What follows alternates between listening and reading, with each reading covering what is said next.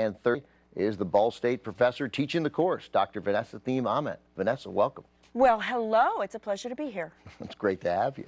Tonight we are looking at early Hollywood musicals, starting with one of the first of the sound era from 1929, the Broadway Melody. Where does this is an important movie, 1929, obviously this is really the first musical. Yeah, so it's the first musical, and we are in the sound era, but it's very early in the sound era, and there are a couple of things that are really interesting about that.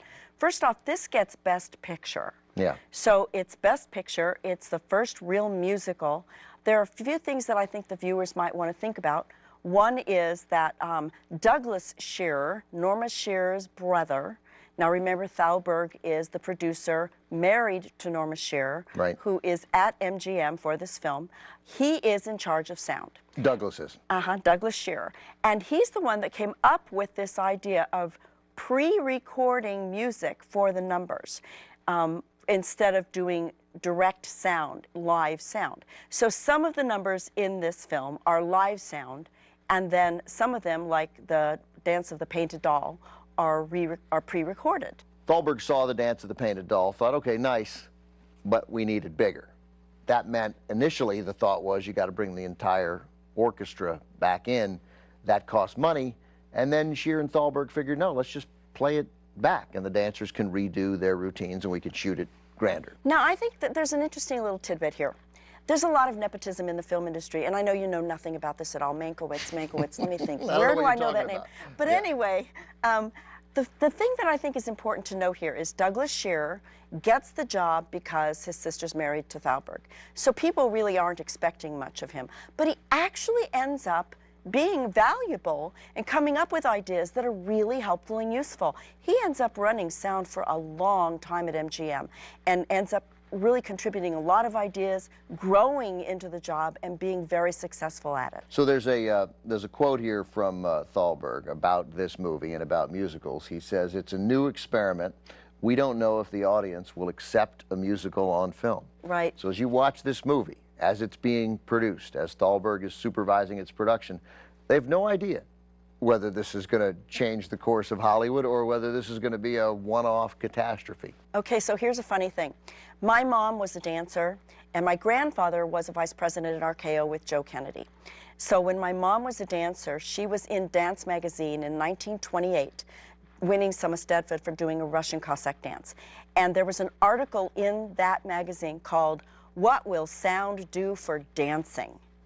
And so the whole idea was, what good does it do? Dancing doesn't really need sound in film.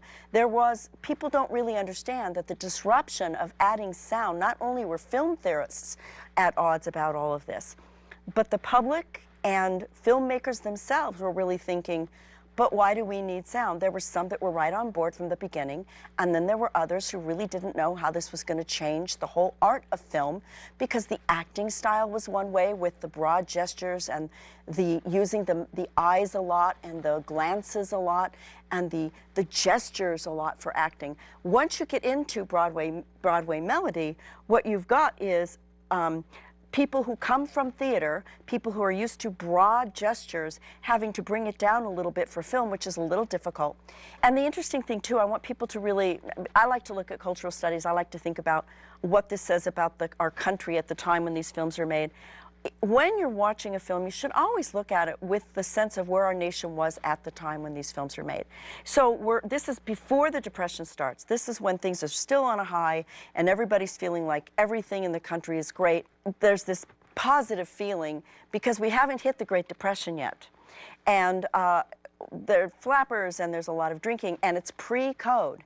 So there's scantily dressed women, and there's a lot of more double entendre, things that you see until the code comes in, and all of a sudden there's a clampdown on what can and cannot be in film. So the films that we'll be talking about this week, especially tonight, are all going to be pre-code, which is really interesting because it adds a whole different layer of what you can see in a film that you couldn't see later. All right, Professor, we'll talk more after the movie. Thanks very much. Here it is from MGM in 1929, the Broadway Melody.